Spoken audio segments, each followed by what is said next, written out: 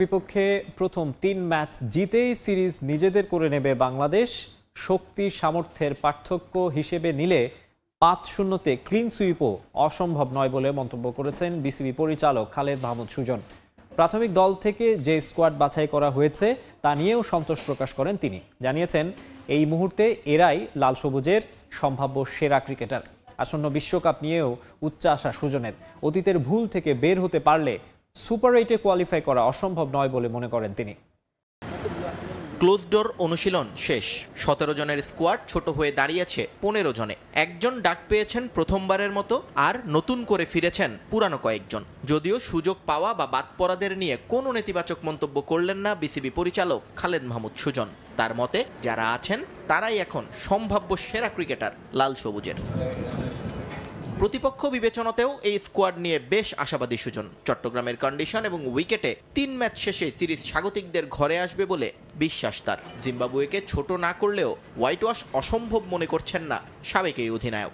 Miss Soumya অথবা first ম্যাচে বা সাকিব কিংবা মুস্তাফিজকে আমরা মিস করবো হয়তো বা তারপরও যারা আছে দে আর ভেরি ক্যাপেবল, সবাই ফর্মেট প্লেয়ার, রান করে গেছে এখান থেকে।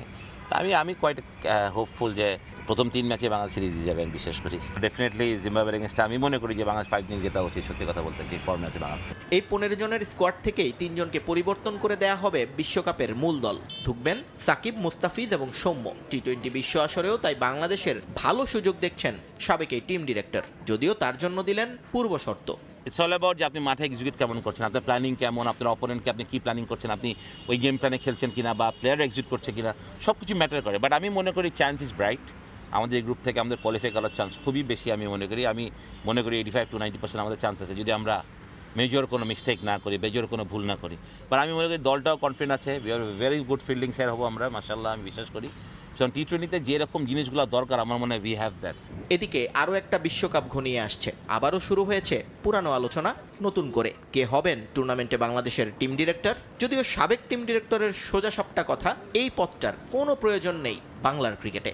আমি মনে করি যে পজিশন দরকার নেই, খামগাতে একটা বাড়তি স্পট দিয়ে তো কোনো দরকার নেই। যদি আপনি প্রয়োজন থাকতো তাহলে দিতেন, একসময় প্রয়োজন ছিল অথবা দিয়েছে, এখন অথবা প্রয়োজন নাই, দেওয়ার দরকার নেই। নিয়ন মোহাইমিন। গত বিপিএল এর সেরা ব্যাটসম্যান, অধিনায়ক হিসেবে ফরচুন বরিশালকে জিতিয়েছেন শিরোপা। বাংলাদেশের টিম ম্যানেজমেন্ট তামিম ইকবালের ফেরার অপেক্ষাতে। সপ্তাহ খানেক আগে মিরপুরে তামিমের সাথে লম্বা আলোচনা করেন 3 ফরম্যাটের অধিনায়ক নাজমুল হোসেন শান্ত। বিসিবি সভাপতির সাথেও তামিমের বসার কথা ছিল। এর মাঝে গুঞ্জন উঠে, তবে কি টি-20 বিশ্বকাপেই ফিরছেন তামিম ইকবাল খান? এবার নিজেই সব খোলাসা করলেন বিসিবি সভাপতি নাজমুল হাসান। আমি যেটা শুনেছি, মানে আমি বলছি ওর কাছ থেকে শোনার আগে কমেন্ট করা উচিত না। আমি যেটা শুনেছি ও বলেছে ও সামনের বছর থেকে খেলবে। তামিম চলতি বছর আন্তর্জাতিক ক্রিকেটে ফিরবেন না, এই তথ্য নাজমুল হাসান পাপন তামিমের কাছ থেকে শোনেননি। তবে কারা ছড়ালো এমন তথ্য?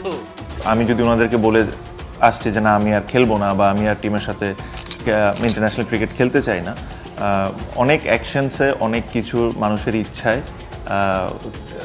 বা টিমের থেকে যদি আমার ওই ধরনের নিড থাকে, যদি টিমের যারা দায়িত্ব আছে তারা যদি আমার সাথে কথা বলে, তাহলে অনেক সময় অনেক ডিসিশন চেঞ্জ হইলেও হইতে পারে। গত বছর জুলাইয়ে আকস্মিক অবসরের ঘোষণা দেন তামিম।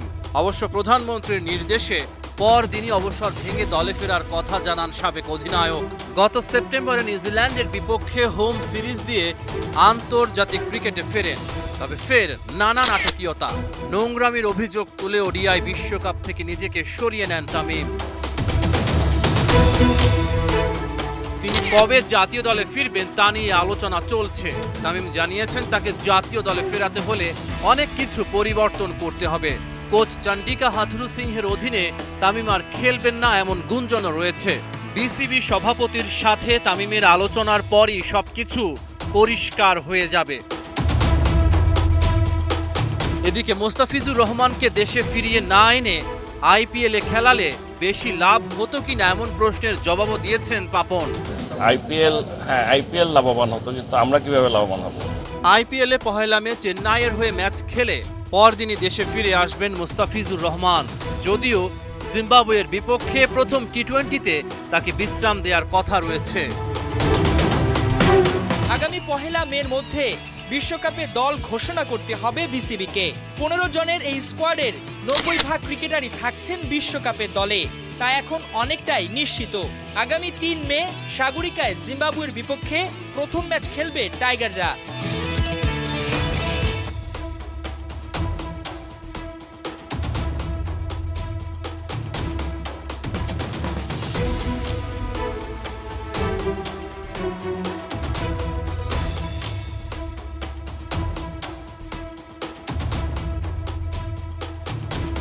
মুস্তাফিজকে দেশে ফিরিয়ে আনা হচ্ছে।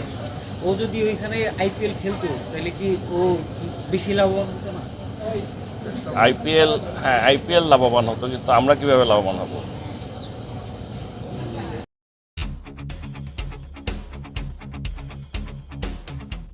অবশেষে যেন স্বস্তির বৃষ্টি এলো। পরিস্থিতি কিংবা ম্যাচের বিবেচনায় শাহবাজ আহমেদের এই উইকেটের গুরুত্ব হয়তো চেন্নাই ফ্যান কিংবা ম্যানেজমেন্টের কাছে অতটা বিশেষ নয় মোটেও। তবে এই উইকেটের মাহাত্ম্য অন্যরকম টাইগার পেসার মুস্তাফিজের কাছে।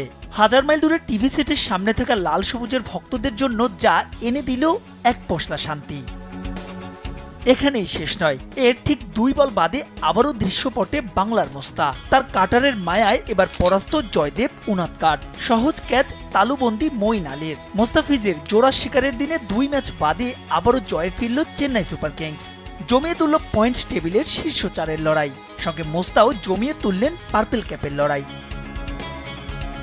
যদিও পাওয়ার প্লে শেষ ওভারে বল করতে এসে মুস্তাফিজ নিজের করা প্রথম বলেই খেলেন 4। চিদাম্বরমে যেন ফিরে এলো লখনৌ ম্যাচের স্মৃতি। ক্রিজে তখন সানরাইজার্সকে চলতে টুর্নামেন্টের রান রাইজার্স বানানো এইডেন মাকরাম। তবে পরের বলেই ফিচ তুলে নিলেন ডট। সেই ওভারে ডট ছিল আরও একটা। উইকেটের বিবেচনায় নিজের প্রথম ওভারে 8 রান মন্দ নয় মোটেও। দলীয় 10ম আর ব্যক্তিগত দ্বিতীয় ওভার করতে আসা মুস্তাফিজ এবার যেন আরও কিপটে। কোনো উইকেট না পেলেও শুরুটা ব্যাক টু ব্যাক ডট বলে। তার করা সে ওভারে মোটে 5 রানই তুলতে পেরেছে হায়দ্রাবাদের ব্যাটসম্যানরা। যদিও এই ম্যাচের ফলাফল লেখা হয়ে গিয়েছিল আগেই, অর্থাৎ তুষার দেশপান্ডের নিজের করা প্রথম ওভারে। ব্যাক টু ব্যাক এই পেসার ফেরান টুর্নামেন্ট জুড়ে ভয়ঙ্কর হয়ে ওঠা ট্রাভিস হেড আর আনামলপ্রীত সিংকে। গোটা ম্যাচে তিনি উইকেট নিয়েছেন 4টা, হয়েছেন ম্যান অব দ্য ম্যাচ। এর আগে চেন্নাইয়ের ব্যাটিংয়ে ছিল প্রাপ্তি আর হতাশার গল্প। আগের ম্যাচে শতকের দেখা পাওয়া অধিনায়ক ঋতুরাজ এ ম্যাচে শতক মিস করেন মোটে 2 রানের জন্য। তবে মিচেলের 50 আর ইম্প্যাক্ট শিবান দুবের 39 রানে চেন্নাই স্কোরবোর্ডে তোলে 212। জবাবে হায়দ্রাবাদ অল আউট 134 রানে।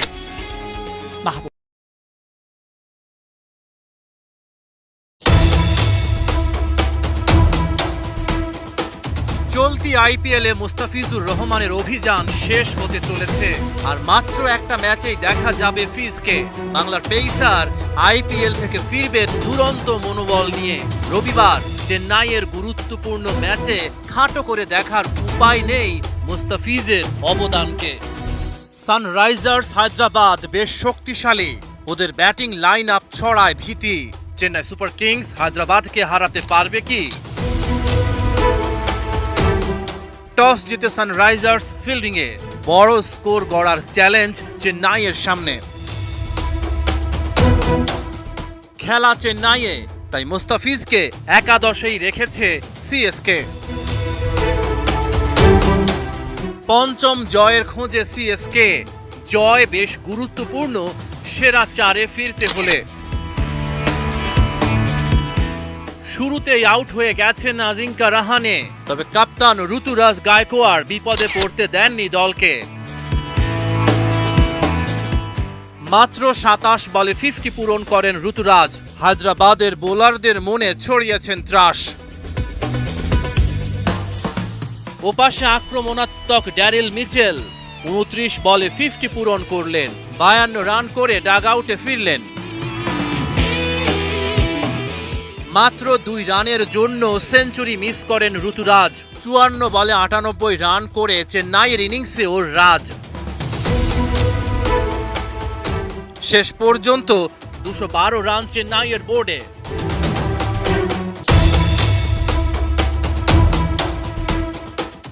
জবাবে হায়দ্রাবাদকে একাই গুঁড়িয়ে দিয়েছেন তুষার দেশপান্ডে। একে একে ডাগ আউটে ফিরিয়েছেন ট্রাভিস হেড, আনমোল সিং ও অভিষেক শর্মাকে। 40 রানেই হায়দ্রাবাদ 3 উইকেট হারিয়েছে। এদিন ষষ্ঠ ওভারে মুস্তাফিজের ডাক আসে। ফিজ 8 রান দেন পাওয়ার প্লের শেষ ওভারে। নিজের দ্বিতীয় ওভারে ফিজ আরো সাবধানী। এই ওভারে মাত্র 5 রান খরচ করেন তিনি। হায়দ্রাবাদ আর ঘুরেই দাঁড়াতে পারেনি। একের পর এক উইকেট তুলে চেন্নাই জয়ের পথ করেছে তৈরি। 19তম ওভারে বল আবারও মুস্তাফিজের হাতে। ওভারের দ্বিতীয় বলেই ফিরিয়েছেন শাহবাজ আহমেদকে। পঞ্চম বলে তুলে নিয়েছেন মুনাজ কাটের উইকেট। এতেই নিশ্চিত হয়ে যায় চেন্নাইয়ের জয়। 19 রান খরচায় 2 উইকেট শিকার করেন মুস্তাফিজ। ফিজ আবারও আসরের সর্বোচ্চ উইকেট শিকারী। 8 ম্যাচে মোট 14 উইকেট নিয়েছেন তিনি।